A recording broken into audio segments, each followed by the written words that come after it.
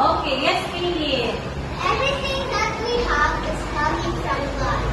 Okay, very good. Let's give Philip